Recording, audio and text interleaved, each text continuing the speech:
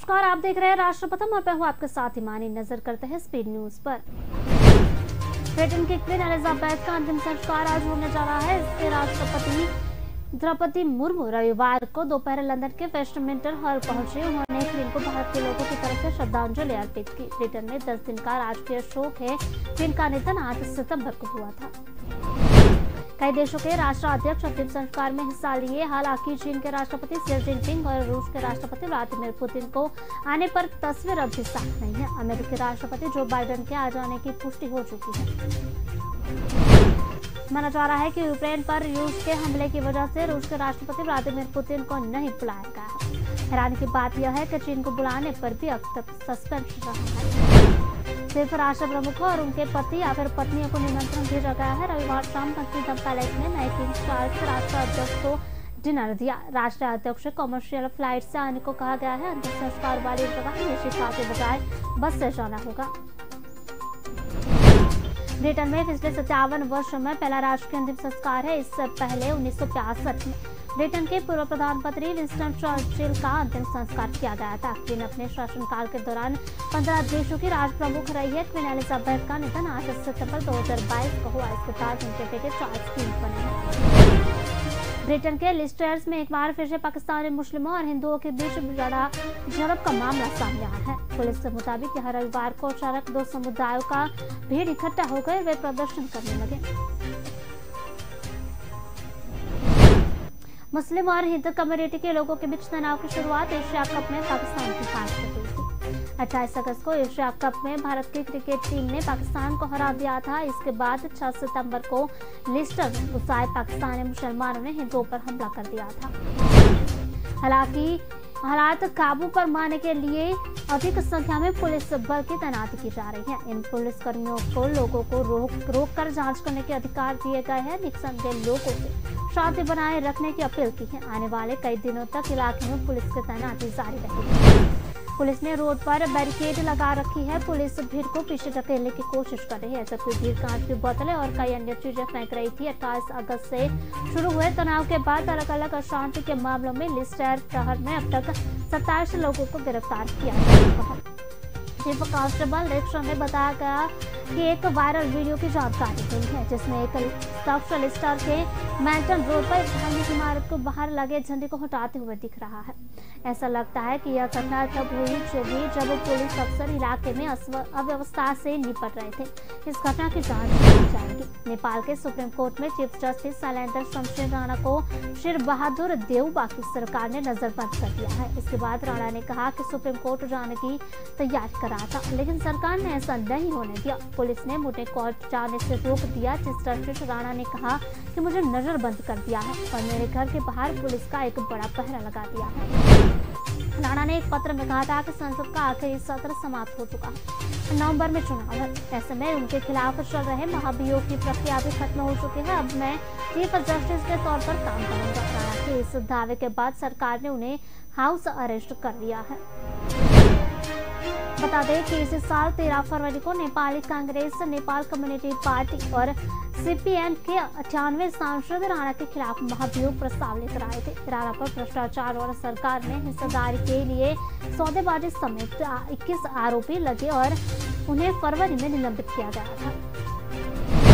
महाभियोग प्रस्ताव संसद में पारित नहीं हो पाया और सरकार का शनिवार को आखिरी संसद भी सत्र भी समाप्त हो गया। वहीं नेपाल बार एसोसिएशन और सुप्रीम कोर्ट बार एसोसिएशन ने कहा कि राणा का कोर्ट में विरोध जारी रहेगा। पूर्व पीएम केपी शर्मा ओली ने रविवार को कहा कि चूंकि सांसद महाभियोग प्रस्ताव पारित करने में विफल रही है, राणा को काम पर लौटने की अनुमति दी जानी चाहिए। राणा को नजरबंद करना सरकार का गैर जिम्मेदाराना रवैया है। उनके खिलाफ प्रस्ताव दर्ज किया गया था, लेकिन संसद में उसे पारित नहीं किया जा सका। पंजाब के पूर्व मुख्यमंत्री कैप्टन अमरिंदर सिंह सुबह 11 बजे भाजपा में शामिल हो जाएंगे, ऐसी बातचीत चल रही थी। इसके लिए कैप्टन रविवार को दिल्ली पहुंच गए थे। उनके साथ बेटा रणइंदर सिंह, बेटी जयंत कौर, मुक्तसर की पूर्व विधायक करण कौर और भतौर से पूर्व विधायक निर्मल सिंह भी बीजेपी ज्वाइन करेंगे। कैप्टन अपनी पार्टी पंजाब लोक कांग्रेस को विलय भी भाजपा करेंगे। इससे पूर्व कैप्टन में कई साथी भाजपा ज्वाइन कर चुके हैं। भाजपा पंजाब में पार्टी के पुनर्गठन की तैयारी में है, क्योंकि वर्तमान भाजपा प्रदेश प्रधान अश्विनी शर्मा का कार्यकाल खत्म होने वाला है। ऐसे में पंजाब लोक कांग्रेस का बीजेपी में विलय होने के बाद पार्टी नेतृत्व कैप्टन तो उनके करीबियों को पंजाब में अहम जिम्मेदारियां सौंप सकता है। कैप्टन अमरिंदर सिंह ने पिछले साल नवजोत सेतु के मुद्दे पर कांग्रेस हाईकमान के साथ हुए टकराव के बाद पंजाब के सीएम पद से इस्तीफा देने के साथ ही कांग्रेस पार्टी छोड़ दी थी। उसके बाद उन्होंने Punjab block Congress PLC party बनाई। कैप्टन अमरिंदर सिंह की पीएलसी के भाजपा के विलय की चर्चाओं ने इस समय जोर पकड़ा, जब कैप्टन ने महीने भर पहले दिल्ली में केंद्रीय गृह मंत्री अमित शाह से तकरीबन पौने घंटे तक मीटिंग की। हालांकि मीटिंग के दौरान कैप्टन ने बाहर निकलकर पंजाब के ब्लॉक कांग्रेस के बीजेपी के विलय संबंधी सवाल को नकारते हुए इसे केवल अटकल ही बताया था। इसके बाद 30 अगस्त को अमरिंदर सिंह ने प्रधानमंत्री नरेंद्र मोदी से मुलाकात की। पीएम के साथ मीटिंग के बाद कैप्टन ने ट्विटर पर लिखा था कि प्रधानमंत्री नरेंद्र मोदी के साथ मुलाकात करके पंजाब के विभिन्न मुद्दों पर चर्चा करके राज्य और देश की सुरक्षा के लिए संयुक्त रूप से काम करने का संकल्प लिया, जो हम दोनों के लिए हमेशा सर्वोपरि रहा है और रहेगा। मोहाली के चंडीगढ़ यूनिवर्सिटी में पढ़ने वाली 60 से ज्यादा छात्राओं के वीडियो वायरल करने के मामले में स्टूडेंट्स का धरना रात 1:30 बजे खत्म हुआ। रूपर रेंज के डीआईजी गुरप्रीत भुल्लर और मोहाली के डीजी अमित तलवार ने भरोसा दिया कि उनकी सभी मांगे मानी जाएगी।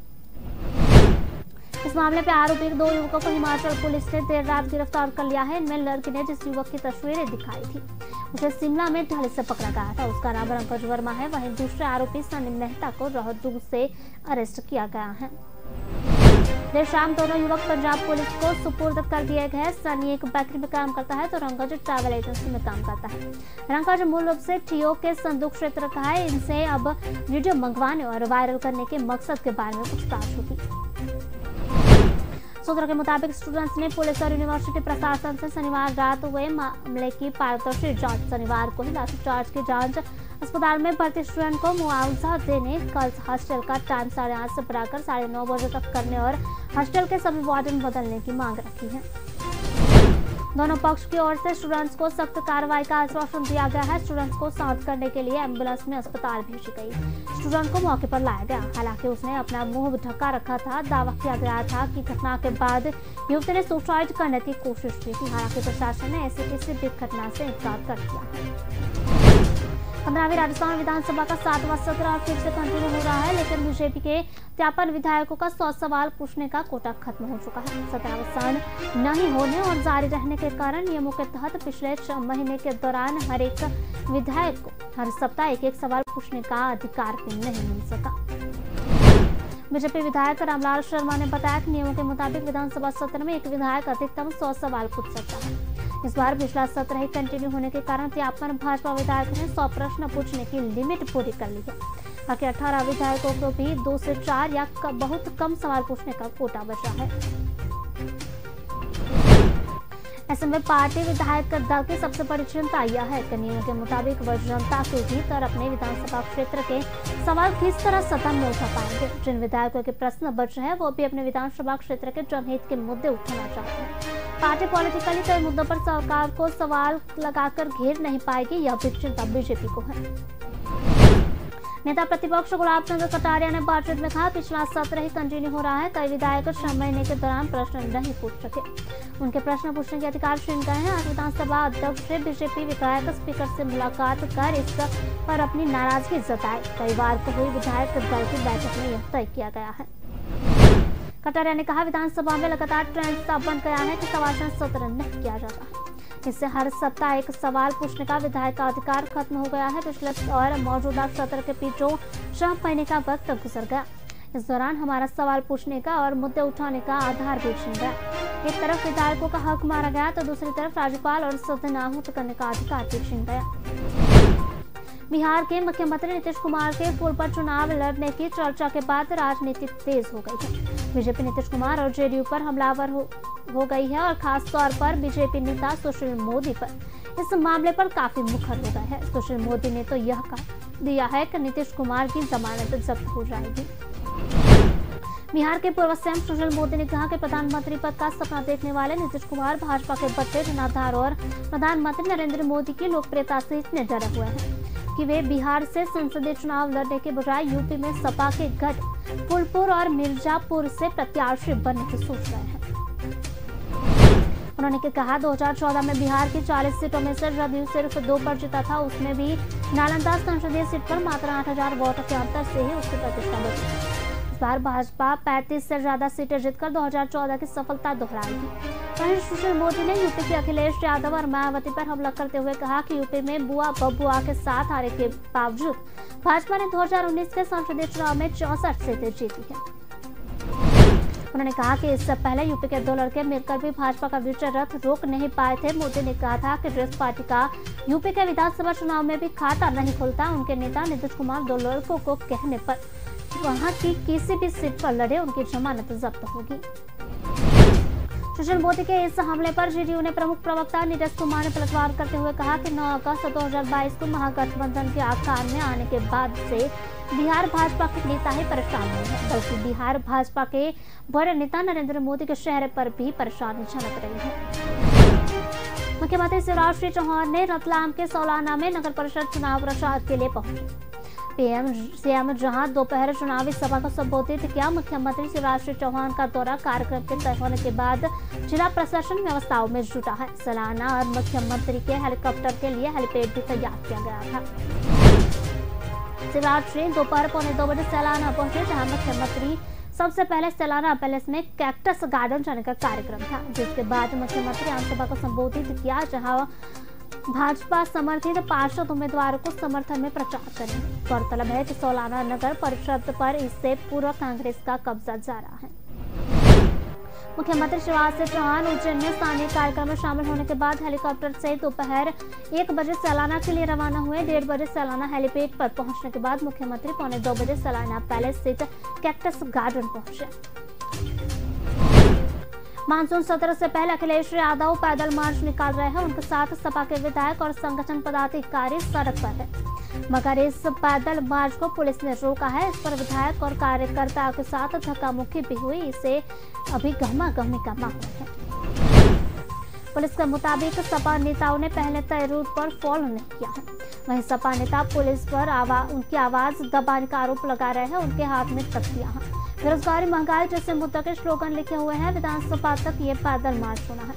अब पैदल मार्च अखिलेश यादव के घर तक पहुंच गया। सपा विधायक बीच बीच में नारेबाजी करते हुए चल रहे हैं। भीड़ बहुत ज्यादा है। सपा नेताओं के बीच भी धक्का मुक्की हो रही है। महिला पदाधिकारी वो भी पैदल मार्च में शामिल है। लगातार नारेबाजी हो रही है कि महंगाई वाली सरकार नहीं चलेगी, नहीं चलेगी।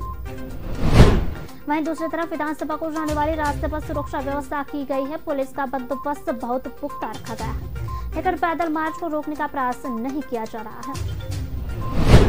सपा के राष्ट्रीय सचिव एवं पूर्व कैबिनेट मंत्री राजेंद्र चौधरी ने बताया, पार्टी के सभी विधानसभा एवं विधान परिषद सदस्य सुबह 9 बजे पार्टी कार्यालय पर इकट्ठा हो रहे हैं। 9:45 बजे अखिलेश यादव ने नेतृत्व में विधानसभा भवन में के लिए कूच करेंगे। सपा विधायक पार्टी कार्यालय से चलकर राजभवन के सामने से होते जीपीओ गांधी प्रतिमा के सामने गुजरेंगे। 200 करोड़ रुपए की मनी लॉन्ड्रिंग केस में इकोनॉमिकल ऑफिक विंग ईओडब्ल्यू सोमवार को एक्ट्रेस जैकलिन फर्नांडिस को पूछताछ के लिए बुलाया है। ईओडब्ल्यू ने जैकलिन को सुबह 11 बजे पहुंचने के लिए कहा था। जैकलिन और सुकेश की कई प्राइवेट फोटो भी सोशल मीडिया पर वायरल हुई थी, जिसके बाद ईडी ने जैकलिन से पूछताछ की और दोनों के फोटोज को सबूत के रूप में रखा है। ईडी का मानना है कि जैकलिन को शुरू में पता था कि इस केस का मुख्य आरोपी सुकेश चंद्रशेखर ठग है और जब वह जबरन वसूली करने वाला है। सुकेश ने एक्ट्रेस को एस्पोएरा नाम का एक 50 लाख का घोड़ा और 9 लाख रुपए की बिंदिया गिफ्ट की थी। गुच्ची के 3 डिजाइनर बैग, गुच्ची के 2 जिम वियर, लुई विटॉन के 1 जोड़ी शूज, हीरो की 2 जोड़ी बालियां, मानिक का 1 ब्रेसलेट और हैमिज ब्रेसलेट और 1 मिनी कूपर कार दी थी। 15 सितंबर को 200 करोड़ रुपए की मनी लॉन्ड्रिंग केस में बॉलीवुड एक्ट्रेस नोरा फतेही और डब्ल्यू ने 6 घंटे पूछताछ की थी।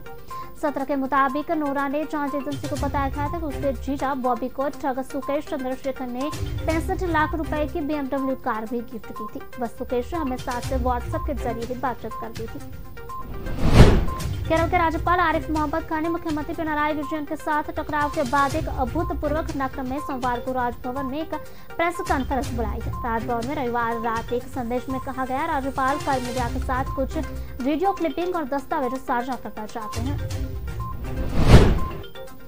उन्होंने कहा कि गृह विभाग का प्रभार संभाल रहे मुख्यमंत्री पिनराई विजयन इस संबंध में पुलिस की निष्क्रियता के मामले में शामिल थे। उन्होंने दावा किया है कि मुख्यमंत्री ने पुलिस को इसकी रिपोर्ट नहीं करने का निर्देश दिया।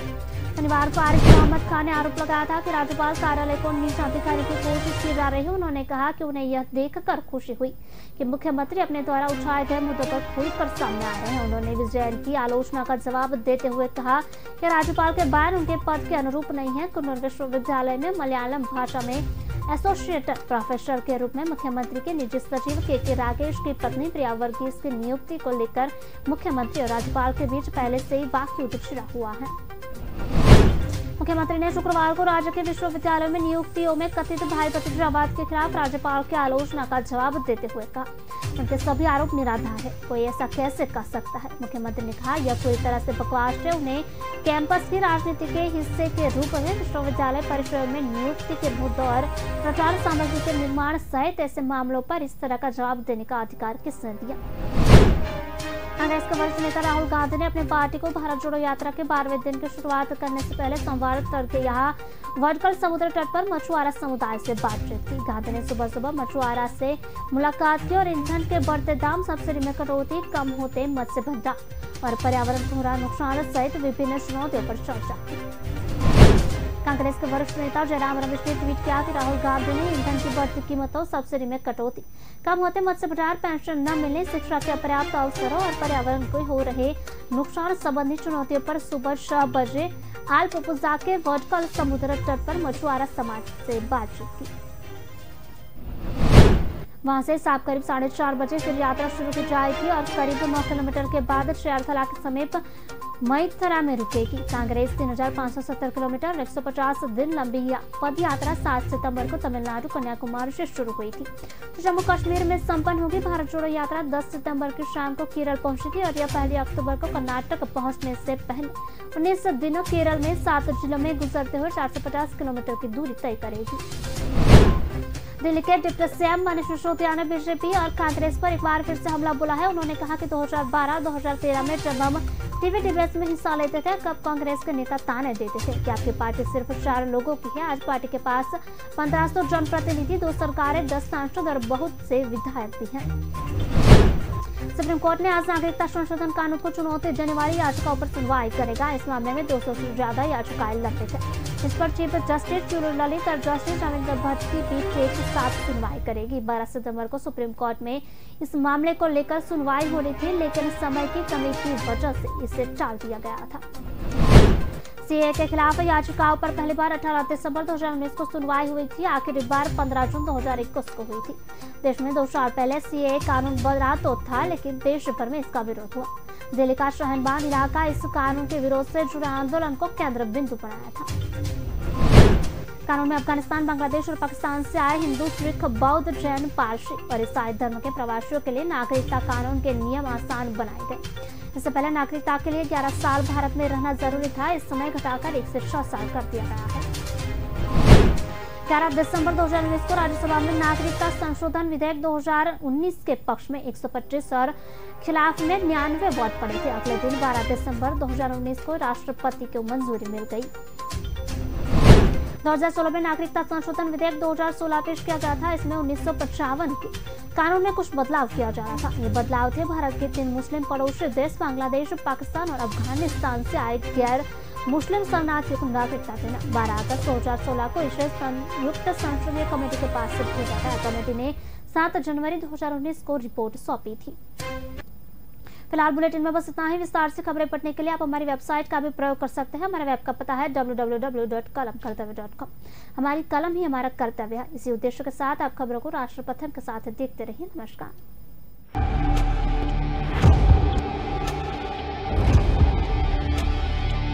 बोल धरती जयकारा, गगन है सारा गूंजा रे।